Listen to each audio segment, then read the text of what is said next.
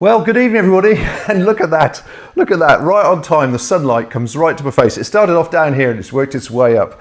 What a nightmare, Anyway, good evening, everybody. I got it. Rose, actually, do you think you could grab one of those boards and just try and block that sunlight? It's just going to kill me otherwise. Which board? One of the ones over there on the side there, on the wall. Yeah, if there's a single one, or are they doubles? They're doubles. Oh, single. You put it on top of the bench and rotate it sideways. Sorry. That's all right. If you just lean on the bench and just lean it against the back wall. What a nightmare, folks. Honestly, what a good start that is, eh? Terrible. Anyway, thank you everyone for coming along. That's great. Push the table back, otherwise the whole thing will collapse. It's on wheels. Just push the table back, Russ. As they say, it's live TV. Anything can go happen, and it just has. Oh my word. She's struggling with a huge board that's 6 foot by 4 foot. She's only a tiny little girl.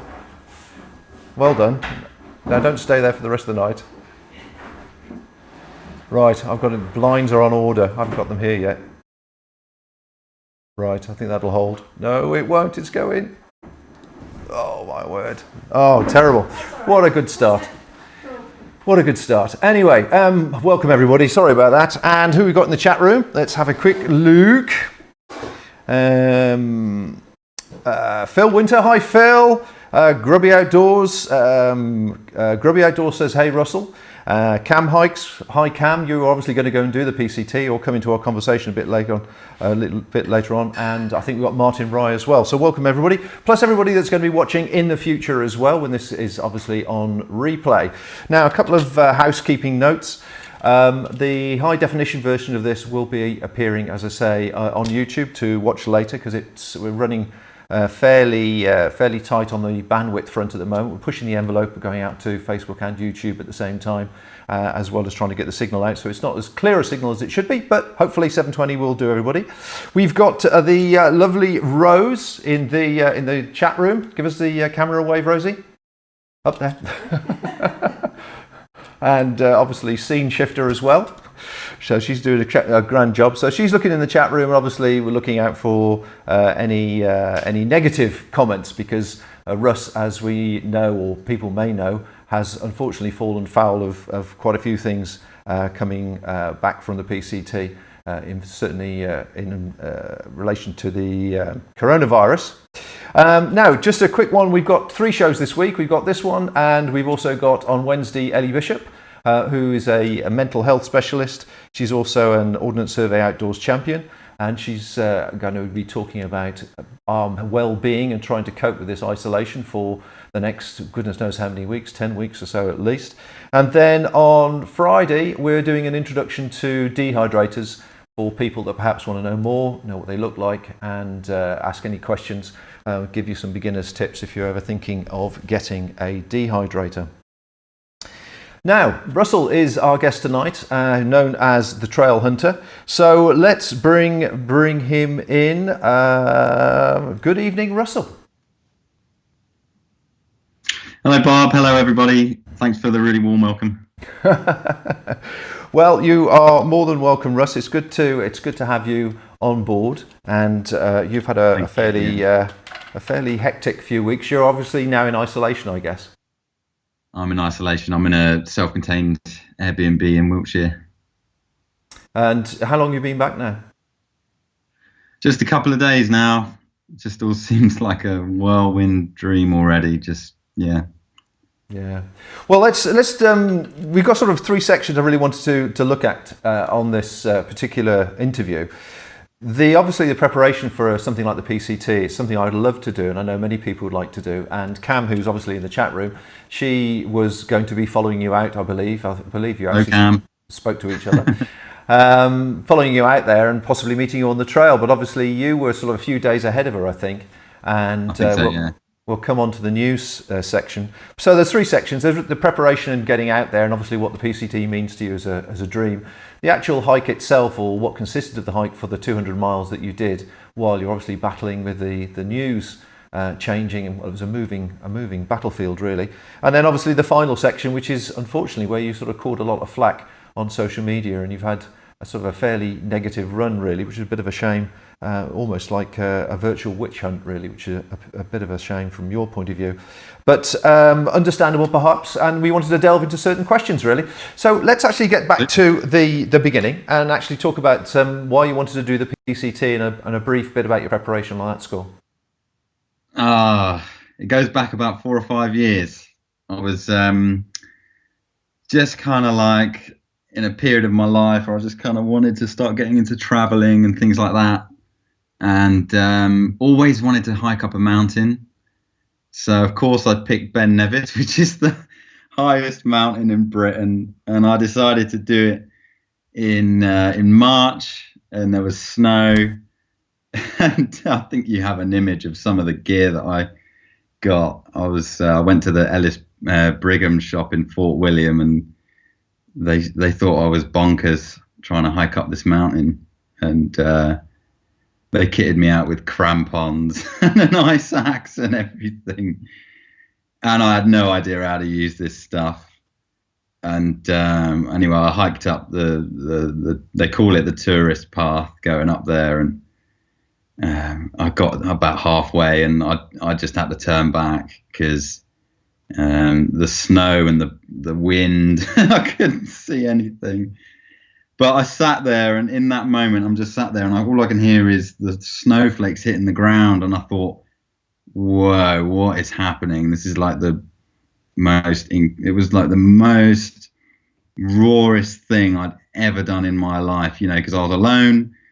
Didn't know if I was going to make it back. I'd never been put in that situation, and I was hooked, absolutely hooked.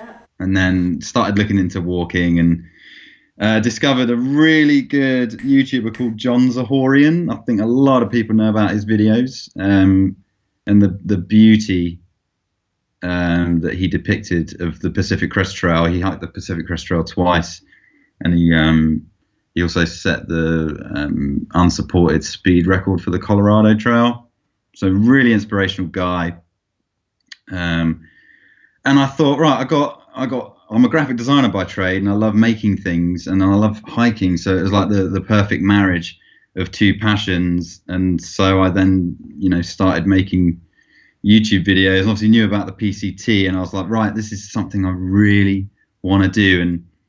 And the way that hiking makes me feel while I'm out there, you're forced to be present, and you're forced to be there in the now, and the past and the future don't matter. All that matters is what's in front of you. I just love the whole aspect of it.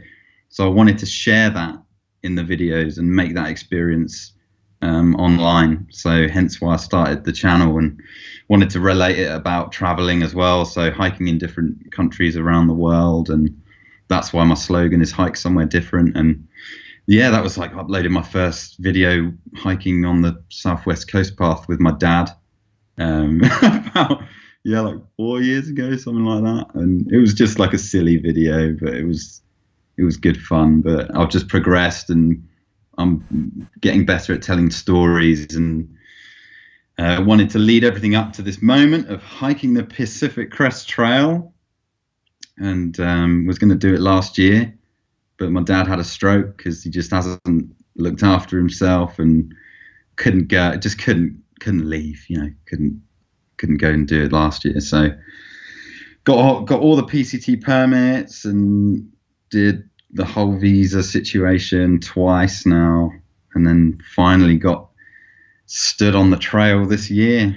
And before we get to the actual trail itself, then, there's a couple of things which I want to say. First of all, to all the viewers watching, if you've got any questions to ask Russ about his experience in the trip, etc., we are doing a Q&A session at the end, and I'm selecting certain questions to go onto to that list. So Russ will be happy to answer those, I'm sure.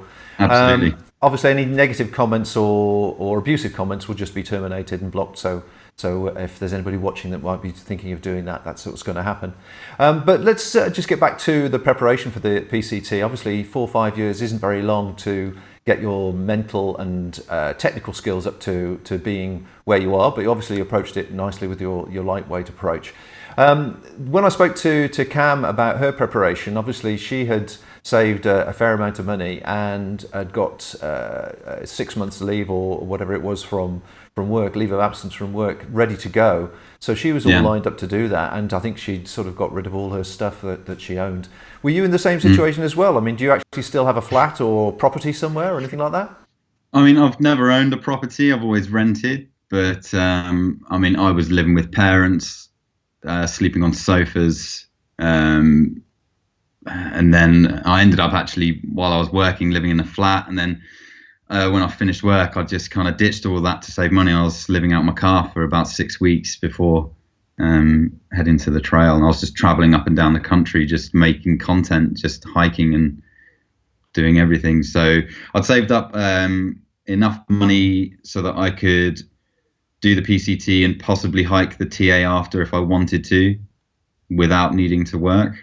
And that took me a really long time, because I'd also spent time and money on camera gear for the channel, and like dedicated my entire life to this thing. And then also buying and testing out gear for 4 years and learning everything, you know, because obviously when I hiked Ben Nevis, I just told you about, I didn't have a clue. And then I wanted to be absolutely straight sure that when I got on the PCT, I knew what I was doing with everything, like 100%. So that was like a big chunk of time and money spent on doing that, because the amount of gear you switch out is it can get astronomically expensive. All this lightweight professional gear, you know. So yeah, lots of time and money and dedication into making this thing and putting content out there. Yeah, there's an old saying that going lightweight is actually you spend a fortune to live like a tramp. Yeah, well, to be honest with you, I enjoyed living out of the car. The freedom was incredible, and I'm not one of these kinds of people that enjoys being in one place all the time. I think to be a through hiker, yeah, I think to want to be in one place all the time, you know, it's not going to sit well with what the ethos of through hiking is, you know. But yeah, that's the way it is with the prep. Well, we were going to meet at the beginning of March. You were going to very kindly we're going to interview me, which was a bit of an interest. It's turned around on the books now. But unfortunately, this bit of news, where are we? This bit of news, there we go. This bit of news hit the headlines the day that you were going to pop up and see me, or pop down to see me. I don't know where you are exactly. Sure. And it was when Mr. Trump decided that by Friday, that particular Friday, he was going to terminate all the flights into America from Europe.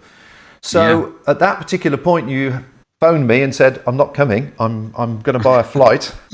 And I think that was some of your savings gone pretty quickly, wasn't it? Oh, yeah. So okay, I was meant to fly out on, when was it? The 27th of March, and then my official start date was going to be a week after that, on the 20. Where are we? Just looking at the dates. 27th of March. Oh, I'm not getting my dates right here. Sorry, but yeah, I was meant to fly out a week after I actually flew out after getting this message. So I was living out of my car, and then I went to go meet Chris Townsend. Had a fantastic day with Chris Townsend, and he featured on my YouTube channel, which is amazing. And then you were going to be my next guest on my podcast, so I came down to meet you. And I was in the Malvern Hills, and then woke up in the morning that I was going to meet you to come to your studio and have a look around. And I just woke up to this flurry of text messages and YouTube comments and everything saying, "Russ, you should probably leave to go to the US like right now, because the EU can't get any flights to the US now, but the UK is exempt from that."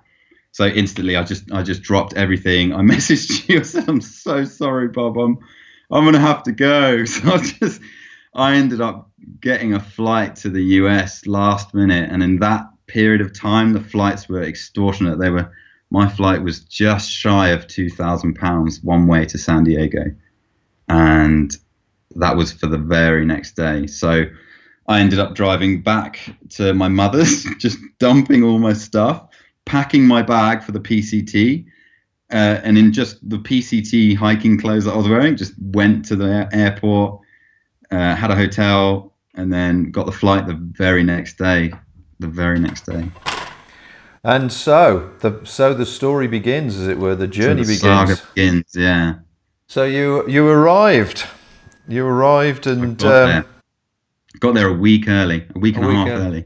So was that okay to actually start the hike early? Does your permit sort of give you a set date that you have to start by or from? So that's correct, yeah. The PCT long distance permit, you have to start at the designated start point where you got the permit set to. So mine was obviously the terminus at the Mexican border. However, due to COVID-19, the PCTA put out that anyone wanting to start early, because the amount of people starting early was meant to be 50 a day, it dropped down to less than 20.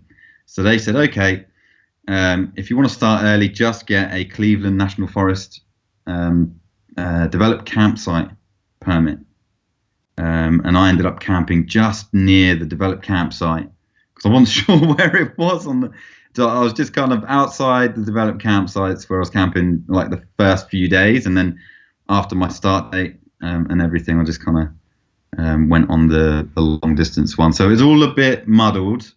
I did what I could to do what was right with the permits and everything, but ended up after I landed in San Diego, I was living out of a rental car and waiting for the right kind of time to think, okay, this is when I'm going to start the trail. And it was, roughly a week before my official start date. So you got to the start point. Obviously, there's various stories, and I'm sure there's lots of detail we could go into, and I expect there'd probably be a way of putting lots more meat on the story. But we'll try and jump through in clips if we may. So I've got some pictures here of the first few days. So shall we go through those pictures while you tell us what's going on? Yep, good. Memory lane. Okay. So obviously you're at the start point there. Looking very happy with yourself, but the weather looks a little bit on the soggy side. Yeah, the weather was not as expected. So I ended up, do you mind if I jump forward a little while? Yeah, sure. For the actual journey to Campo. So I got on this bus after a hectic day trying to get to the bus station, and then ended up getting all the way to Campo, and I left my wallet and everything on the bus. Like with all my permits, with everything in it. Luckily someone who worked for the bus service was there to radio the bus driver to come back, and bless her, she gave me everything back. But yeah, these pictures, getting to the terminus, when I arrived, before those shots were taken, I just leant my head up against it for like 5 minutes with my eyes shut, just resting against that monument, because it had taken so long to get there. And when I was leaning my head up against it, this other guy, there were so many people at the terminus actually, and this other guy was like, dude, you look like you've been waiting for this for a very long time. And I was like, you are 100% correct. And then he's the one that took a couple of these photographs. And yeah, the weather was not much to be desired. It's not like what you think it is in the pictures. It never is.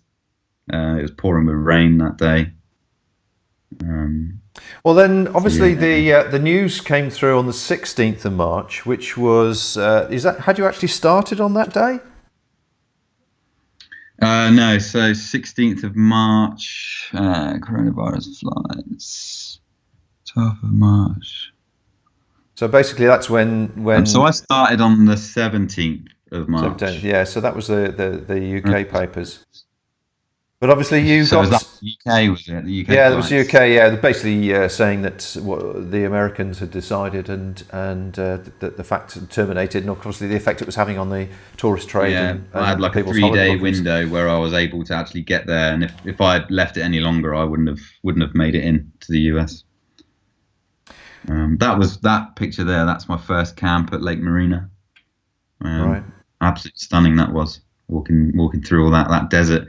You walk through the desert and it was in bloom. I didn't even expect, but due to the amount of rain that they had, there were just big shrubs with blue flowers on everywhere and little tiny daisies on the ground, and it was just a magical trail to walk on, just even in the desert, and the views and everything. It was just like nothing I'd ever walked on.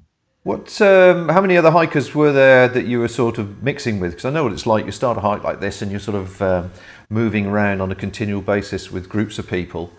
Were you on your own, or had you met other people that started a similar time? So I was hiking on my own most of the time for the whole 200 miles. The first section of trail, I was kind of what we call leapfrogging a lot of hikers. So they'd be ahead and I'd overtake and vice versa. And I was actually hiking with a guy that was on the bus for a little while, who left the trail a couple of days after I met him. These images, I got to Boulder Oaks, crossed the highway, started walking about 5 miles from the highway and just got snow dumped on me. Snow everywhere. It was just, I just didn't expect that. I had spikes. Tom from Attenpacks, he advised that I bring spikes even on day one. And I was like, really? And I'm glad I had the spikes for sure. Because look at it. It's just like, whoa. And the snowflakes were like the size of dinner plates. It was crazy. But it was easy to walk on it because it was fresh. It hadn't iced over. Had you got enough insulation with you to cope with that? When you're hiking, a base layer, a mid layer, and a shell is all you need. Especially, it might have been snowing. It was cold while the snow was falling, but as soon as the snow stopped falling and a little bit of cloud lifted, the heat just came through. So I'm walking through snow and I'm sweating. It was very, very strange. And I'd never been in an environment like that before.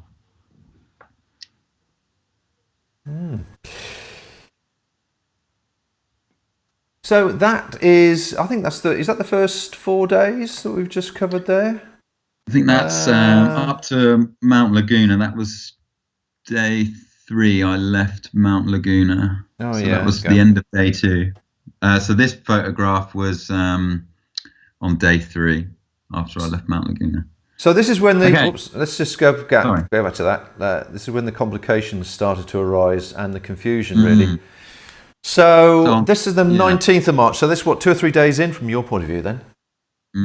Yeah. So 19th of March, I was unaware of this when this came out. So I was hiking from Mount Laguna to a mile 56 camp, snow and hail, just getting battered by the wind. And then I ended up pitching a tent just in a little nook off the trail on a little singular tent site. And then woke up in the morning to glorious sunshine. It was the first beautiful day. Had a beautiful sunrise, just no cloud. It was warm. You could hear all the snow melting off the plants, and I was like, wow, I felt like I was at home finally. I'd finally made it to the PCT that I had dreamed of seeing, because I hadn't seen anything. I'd been walking 40, 50 miles through wet, windy, cloudy desert. I hadn't actually seen any views. Anyway, I kept walking about 2 miles after breaking down my camp, and I heard a hello from a bush, and it was a YouTuber named Bob, who I'd been leapfrogging for a couple of days. Really nice guy. And he was like, I got some news, mate. You're not going to like it. I said, I don't want to know. I just didn't want to hear it. And he said, you got to check the PCT website because they've requested that hikers leave the trail due to the virus. And I read through it, and it was just heartbreaking to see it. 50 years, the PCTA has made this trail an official trail. And your instant selfish thinking is, the year I get to do it, this happens. That's your instant first reaction. Finally, I'm on this trail, and they cancel it. Like, what do you do? I take it. It's news I've ever had to receive. It was, and I'm I'm stood there and I'm talking to Bob, and he's like, "We just got to get off." And I was like, "Yeah, all right, just got to get off." And I called my friends and family back home. I said, "I've got to come home." I even spoke to Cam on a voice message, and she was just like, "You made the right choice." She said, the news from the PCTA shouldn't be ignored. And I was like, "You're absolutely right." But of course, you're in that situation where as you say, you've been saving and you've sold everything, Yeah. and you're mentally in, I suppose, in a between a rock and a hard place, aren't you? Exactly. And it was just the most beautiful day, and I could see the trail going off, and I could see all the mountains that I was going to pass through in the next few days. I could see the mountains leading up to San Jacinto, everything. I could see it all, and it was gone. That's it. No more. You've got to get off at Scissors Crossing, and that was the next stop. And what was the collective comment then from the other hikers that you met during those 24 hours, 48 hours? Had everybody had the same dilemma? They didn't want to go, or did they felt they should go? Nobody wanted to leave. Everyone was gutted. Bob actually hiked ahead, and I just sat there for a while because he wanted to catch up these two women that he was hiking with. I think they were Swedish. And then when they came back heading south to go to the road to hitchhike, they were both in tears. In tears. Bob was gutted. So those 24 hours, though, when you went back to the trailhead, how did everything change then? Because I think I saw something from you saying you were leaving, and then the next thing I saw was a day or so later where you decided to stay. So I think that's where a lot of confusion came from. Yeah. Right. So I kept hiking, thinking, right, I'm going home. That was my plan. And then as the miles were ticking by to get to Scissors Crossing, I just met some more hikers that had decided to stay. So that first I meet some hikers that are leaving and everything's really upsetting. And then these hikers, and even some day hikers that were in their 60s and 70s, they were like, why are you leaving? And apart from the PCTA saying to leave, because I then read the small print, and then it said at the bottom of that article, which I can't actually bring up anymore, but it actually said your permits are still valid. The Forest Service hasn't closed the trail. So by law, they were saying we're still allowed to hike. We're not breaking the law. Our permits are valid, and other hikers were doing it. I know everyone makes their own choice. I made my choice, and I just used all of that information as an excuse to keep hiking. Like who wouldn't? Who wouldn't? If you've got like a bunch of hikers who are staying that are an amazing bunch of guys, and then you've got the fact that it's not illegal. Just couldn't give it up, Bob. Well, I'm guessing. Then I actually that morning. The next morning after camping near Scissors Crossing, I shot my second video, and that was the footage of me saying that I'm staying. And in that video, I said, like we're in the best place. We're basically quarantined out here, because in a sense we were. You're miles from anything. I think there's one thing mountains and fresh air around, So that was my initial right. I'm staying. One thing I think that could do with clarifying now is outside of that bubble. Obviously, here in the UK and I'm sure in America as well, there was a lot of international news, a lot of news floating around. There was a lot of horror stories about what was going on in Italy and in Spain. The numbers were increasing. The pressure was increasing on the sort of news media generally to spread this story. And a couple of things really. Firstly, were you aware of it? I mean, did you have a signal to pick up the news? Were you sort of actively checking the news, or were other hikers you were with checking the news? And secondly, when you were going through the trailheads and meeting people in the towns and sort of locals who are passing through, what was their reaction to you? Were they being threatened by you because they didn't have the infrastructure there to cope with medical stuff, or they hadn't thought about it, or the message hadn't reached them? I think there's a whole area of confusion going on here. So regards to checking the news, one of the main reasons people do a through hike is to get away from all that. So there's signal along the trail that you can get, but I wasn't out there to be on my phone.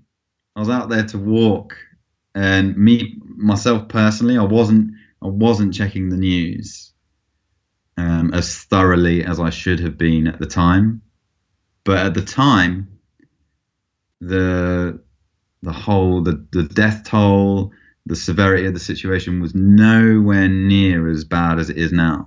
Nowhere near. So all of the hikers that that I spoke to at Scissors Crossing, they were aware of the news. Not as I wasn't aware of the news as much as they were, but it was like, I just wanted to keep hiking.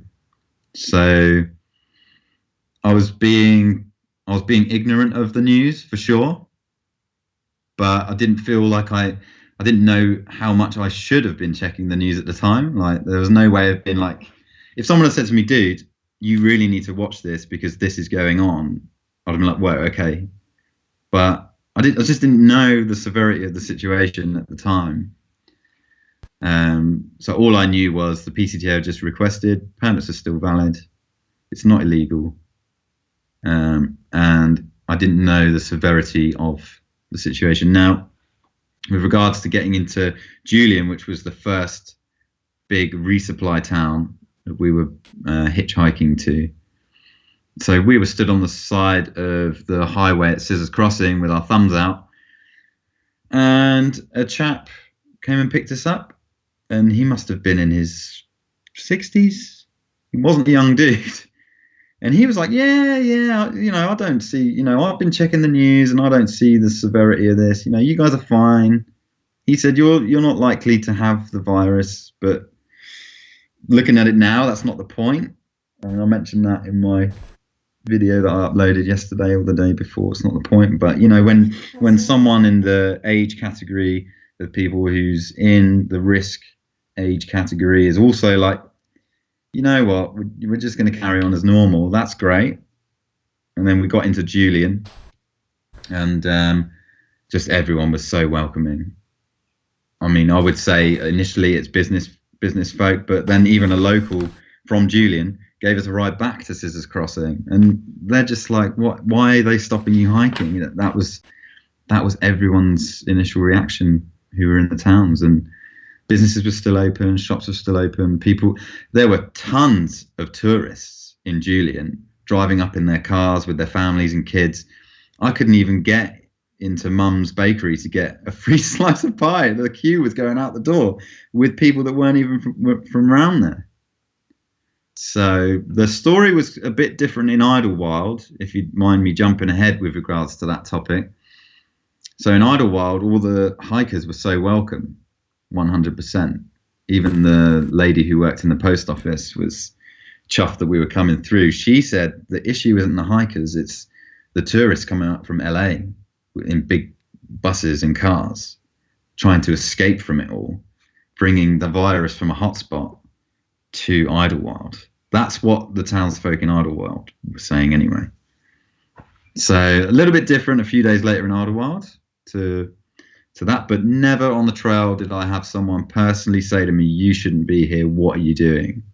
Right. Not once. It was just very reassuring to the hiking community of hikers that were walking through these towns that it was okay. I mean, there's been various bits of sort of criticism floating about, obviously, that you could have been asymptomatic and you could have been bringing the virus and transferring it from community to community, which is, a sensible thing to say. But it's again, of having hiked that type of thing myself, I know what it's like to have been in a mindset where you would do anything to see the hike through and keep going. But if you're not getting the local population giving you negative feedback and telling you to stop, as they probably are now, to be honest, since then. I was flipping over to that news article because the news at the time on the 24th of March was Trump was saying, and he was quoted as saying on the various media, that he expects it all to be over in 2 weeks' time. Exactly. So the time where you were in that particular place, you've got the president saying he thinks it's like flu. It's going to be over in a couple of weeks' time. Yeah. And he's going to reopen everything for Easter. Mm-hmm. And it's an ongoing thing. So I think, we'll come on to some of the flack and stuff that you've had. But I think a lot of that may have been the fact that people were getting external information and you weren't getting any at all. And the community wasn't getting any. But if we carry on looking at these some of these pictures, he says, trying to get the pictures going again. I'll get it going. So you carried on for a few more days, but that was about it, wasn't it?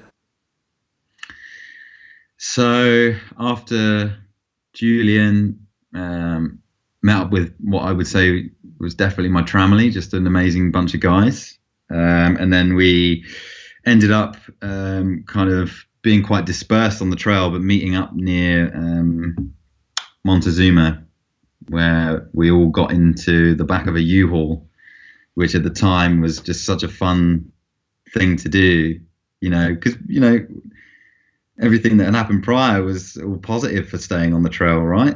Apart from the PCTA request. But looking back on that now, like after being back in the UK for just 2 days, the severity of it all, not a good idea. Not a good idea. But hey, we got there and then resupplied, ended up going through Eagle Rock. And this picture here, this is just starting the San Jacinto. So I came from way back in the distance in that photograph. And what happened just before that?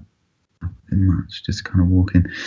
And then I'd obviously traversed this ridgeline. This is all frost that you can see, because the night before it was like a gale force winds, minus 10, 15 degrees Celsius weather, and all of the frost on the trees was just windswept and pointing in one direction. So I knew there had been some bad weather up there the night before. But if you go back to that photograph, this hiker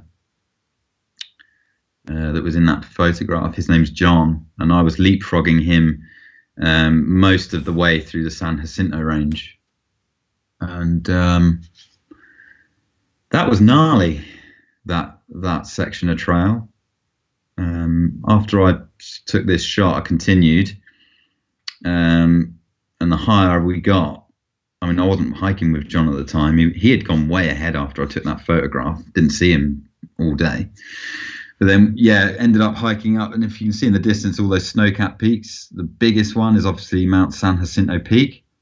And the trail just kind of meanders around the sides of these peaks and then goes over the saddles and the passes all the way through this range. Luckily in Julian, I went to the gear shop and purchased an ice axe. You can see it on the back of my pack there, because they showed us pictures of the snow that had fallen. But the views, wow, that place.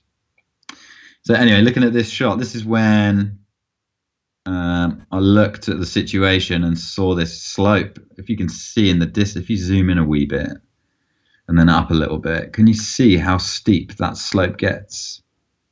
It's like a 45-degree angle almost. And got the spikes on, got the axe on, and underneath the snow was probably 2-3 inches of snow. It was just sheet ice underneath, where it had frozen the night before, where you saw the trees with the frost on, and then it's dumped a bit of snow on top. Anyone with spikes or without spikes or an axe is going to struggle on that, and that's me on the other side. I traversed it, but I was cutting steps on that slope underneath that snow, and I believe that's roughly mile 170 where a hiker died, whose name was Trevor. And I think he came either the day after me or the day before. I'm not sure where on their whereabouts. I knew I was ahead of them, but and that's just going through a little bit further. Not good conditions to be hiking in without the right gear at all. And did the chap that died? I spent a lot of time practicing and everything up in Scotland and in the Lake District with an axe and spikes, and knew how to use them. And unfortunately, the chap that died, did he have that equipment, or was he unprepared for the weather conditions? I don't believe he did. No, I don't believe he did. But for those that knew him, if he fell out of his depth, he would have bailed and turned back to safety. he wasn't he was a smart guy. Wasn't a risk taker. He was in a group, and I think the group, hiking in a group, there's always a better sense of safety, obviously, So nice. So carrying on, that was the night after I traversed those slopes. -10 winds, snow, water bottles frozen. Woke up the next morning and shoes were frozen. It was possibly the craziest weather I've ever camped in. Everything frozen solid. And I had to thaw my trail runners out the next morning because, that's the wonderful views after that crazy day.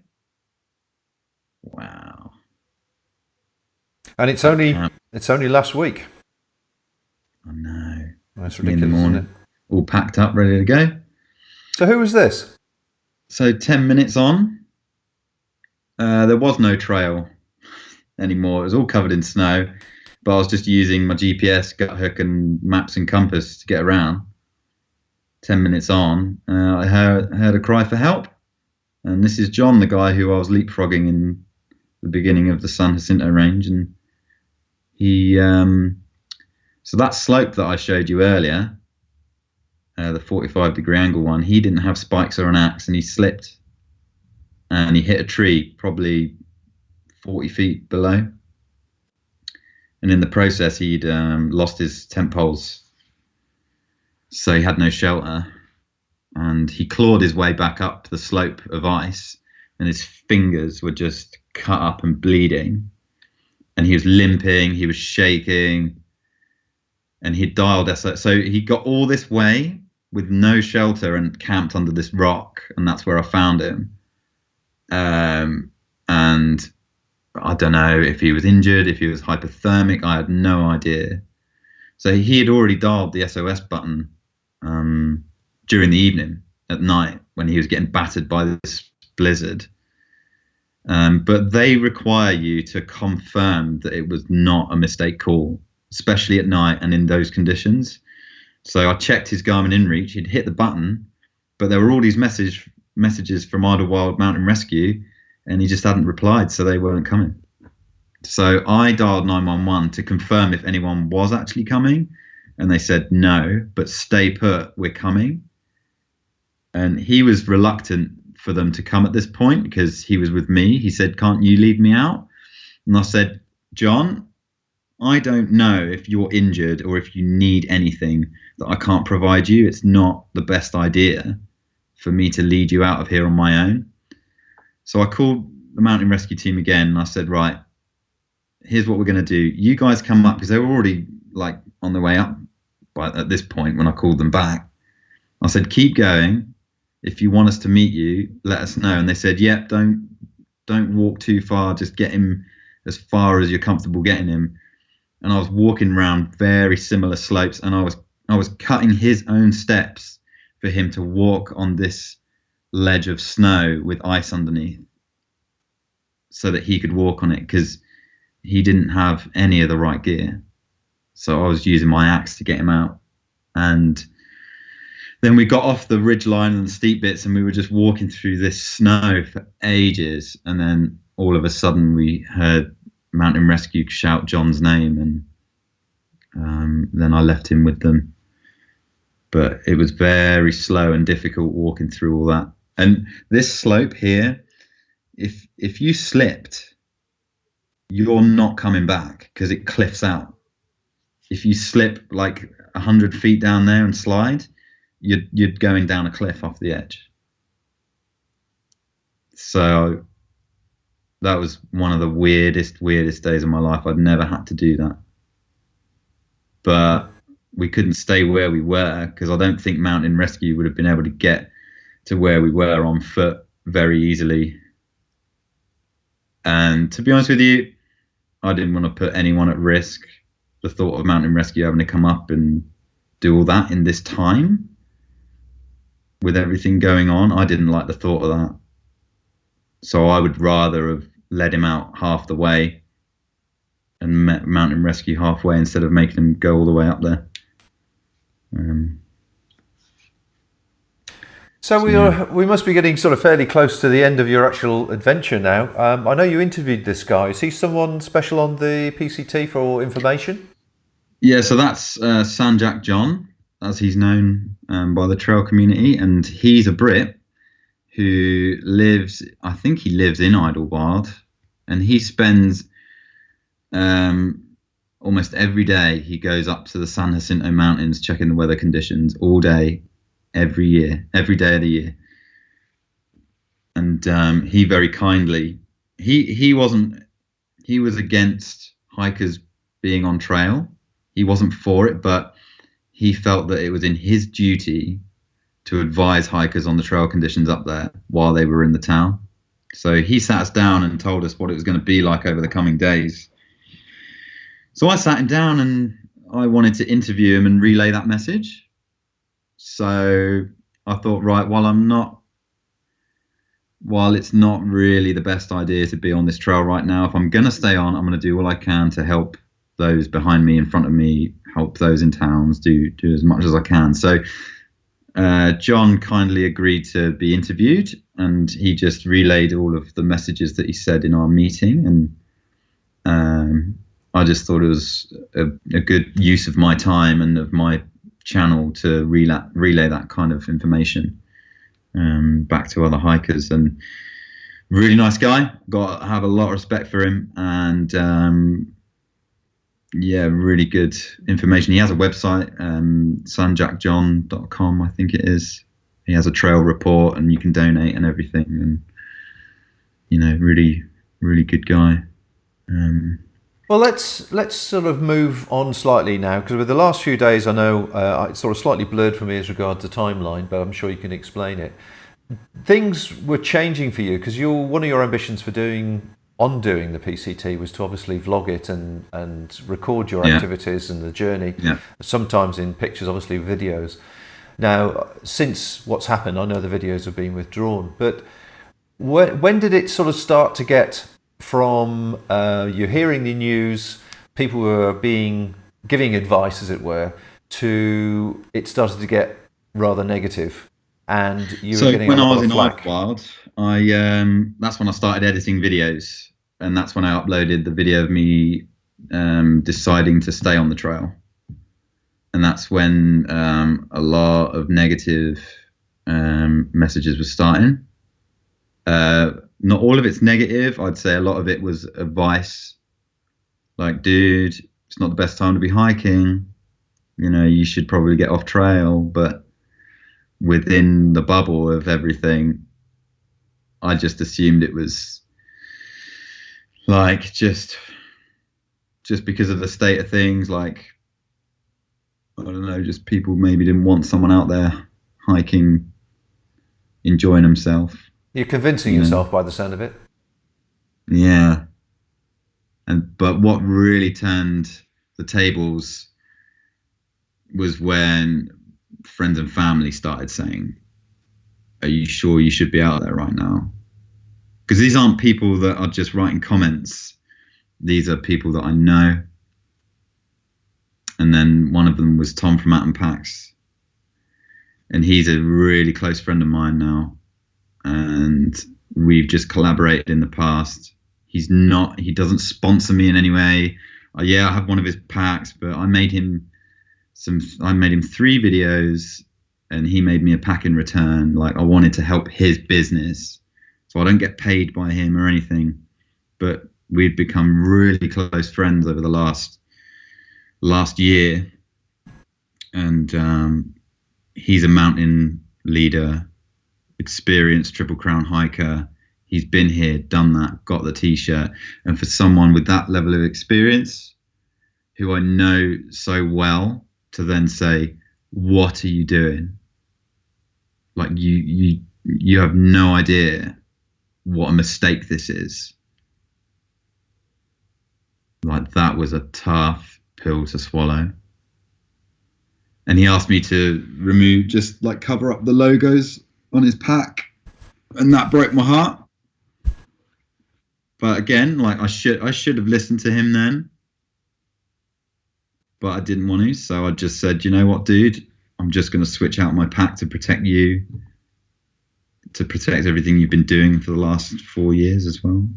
Because, he's another guy who's had this ambition, and I've got this ambition, and, I wanted to look out for him. So I switched out my backpack and then mailed my atom pack up to Washington to my friend Brad, who was an absolute lifesaver in a lot of respects in helping me through my trip. But I should have quit then, because it wasn't just comments on YouTube. It was people I knew and respected messaging me, telling me that I'm probably making a mistake. Well, that's the one thing I was going to definitely ask you, is that how many times did you make the wrong decision to, well, firstly, go in the first place? In hindsight now, because hindsight's the only thing you ever have with 100% clarity, of course. Yeah. So, I mean, should you have not gone full stop, done exactly what Cam did and just decided to pull the plug on it? Should you have not started once you were there? Should you have got off the trail when you heard the first advice from the PCTA? And should you have terminated sooner? I mean, there's various places you could have stopped, I guess. Okay, so flying out there and starting the trail, I think that was a great decision on anyone's part. Anyone who was able to start, who it was legal to start. The PCTA hadn't requested anyone to get off yet. It was fine. As far as I knew when I was starting and I flew out there, everything was going to be fine. So in hindsight, I was not going to know the severity of everything in the US, because it was a totally different story here in the UK as to how it was out there in the US when I flew out there and started. The moment I should have got off trail was when the PCTA said to request to get everyone to leave. That's the moment I should have got off. But I didn't. And then I should have definitely got off when I was receiving messages from people I know and love. And then the next time I should have got off was when I started receiving death threats. And I personally hadn't read any, but people I know back home, my friends, were saying, Russ, I'm scared you're going to get murdered out there. Because apparently people were saying on my YouTube videos that they're waiting for me in the next town and they're going to have a piece of me, kind of thing. Like he's dead when he reaches here, kind of thing. And I say that with a smile right now, because I can't even believe that was even happening. Can't even believe it. I mean, there's been a great strength of feeling in the UK as well about people that are ignoring the advice or the government pressure to, be socially aware and keep your distance and whatever. I'm surprised that the hiking community really took such umbrage to you so, abusively, really, in the sense that I would have thought if they were hikers themselves, they know what it's like when you get into a situation, you get into a bubble where you're on the trail and the trail is everything.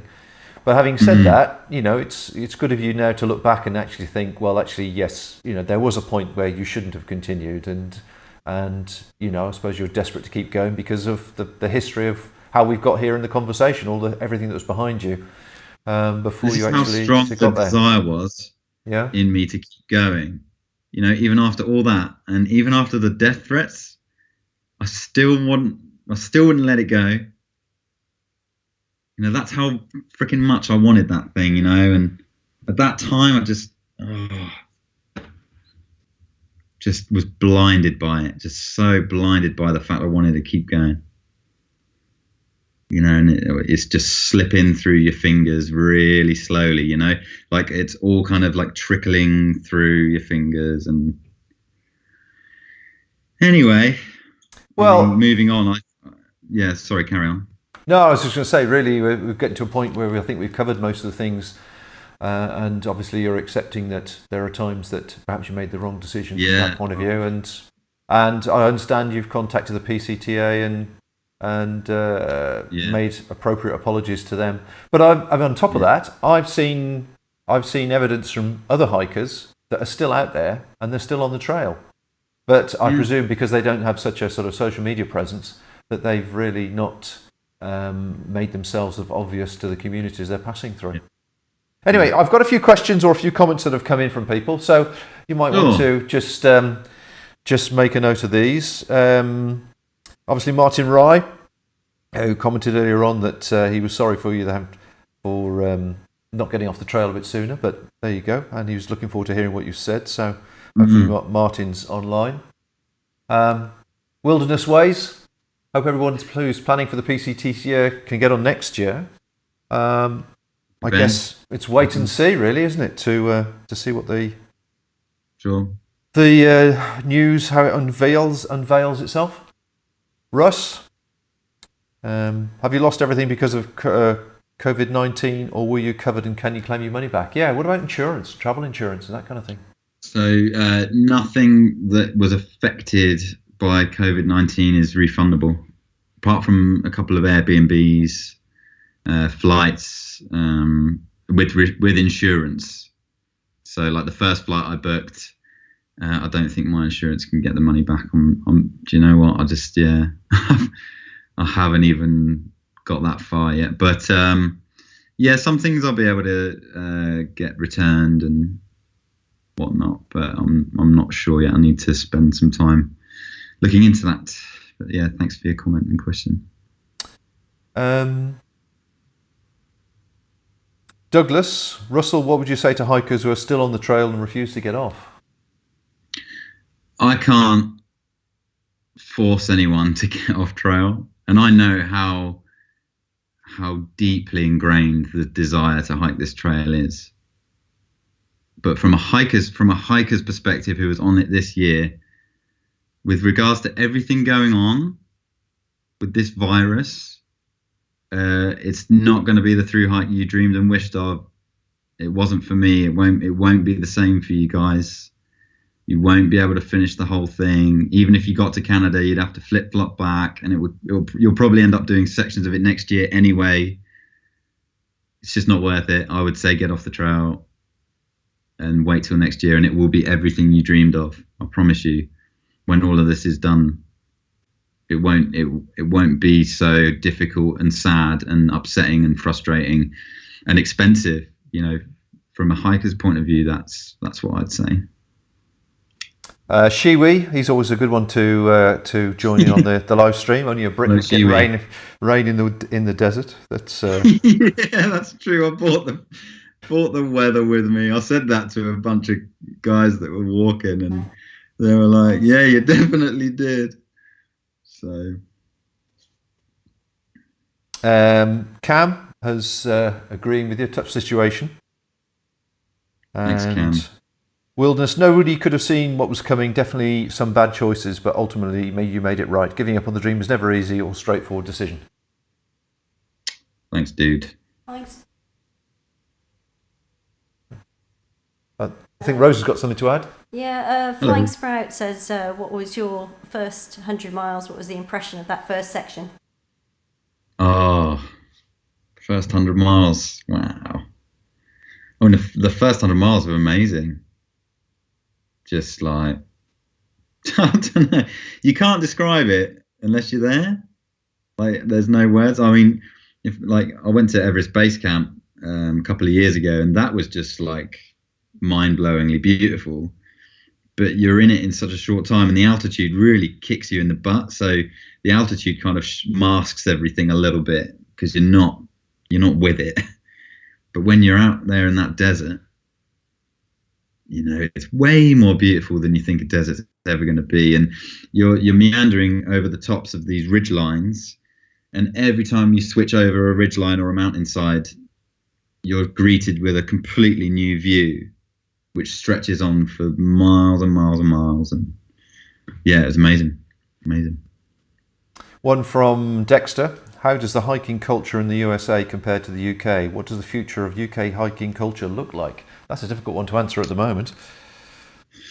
Yeah, how does the hiking culture in the US compare to the UK? Well, I sit within a culture of hikers that we're not your day walkers, we are your through hikers. So being in the bubble of through hikers in the US didn't really feel much different as it is here, except it's more welcoming on the trail in the towns, whereas out here in the UK, what's a through hike? Oh, I've never heard of that before. Oh, the PCT, what is that? Nobody really knows what it is apart from a really small bunch of people. So, like US is more geared up for through hiking than it is here.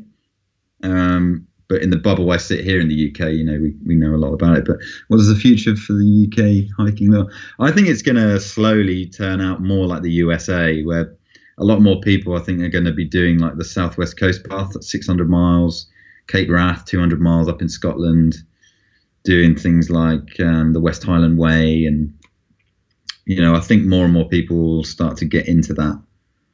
But I think it will be a very slow transition. Yeah. I mean, you've got the Dragon Path, don't forget, which is the only path in the world to circumnavigate a country, which is all around Wales.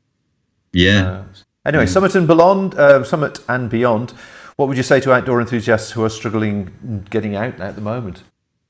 Well, we're all suffering from the same thing. That's why we've got live TV. That's why we're doing this. Yeah, we've got the internet.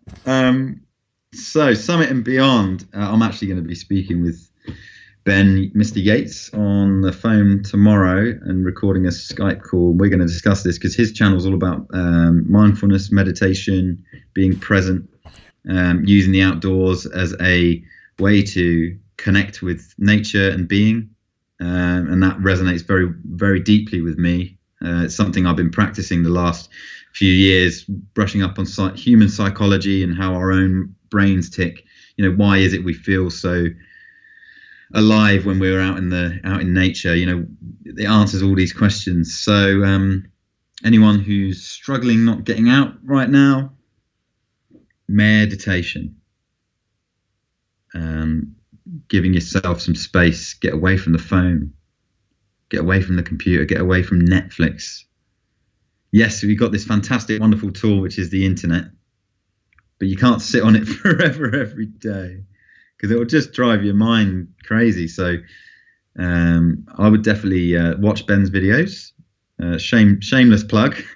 But also a book that changed my life is The Power of Now by Eckhart Tolle. Download the audiobook and give that a listen. I had an awakening a few months ago where I finally realized that I wasn't my thinking and I could observe it. So every time, if you're struggling being indoors all the time, if you're meditating and you're watching how your mind's ticking over and you're able to observe your thinking, you're able to choose which thinking you take action with. Because the mind can sometimes have 2 trains, maybe even 10 trains of thought going on at once. The human mind's so complex. But definitely meditation. Take a look at Eckhart Tolle. He's got a YouTube channel. Switch the phone off for 10 minutes in a day and just enjoy being present. And it's a lot to explain right now, but you'll get the gist. Well, and don't forget, there's always podcasts you can listen to on the outdoor station. I think there are always podcasts you can listen to, but get out and walk as well. Get out and walk. Yeah. We here in the UK, I think we have an hour to be able to get out and exercise, and enjoy it. Enjoy the solitude. Make a positive. Take the positive from all this. Solitude and meditation and the outdoors all go hand in hand together.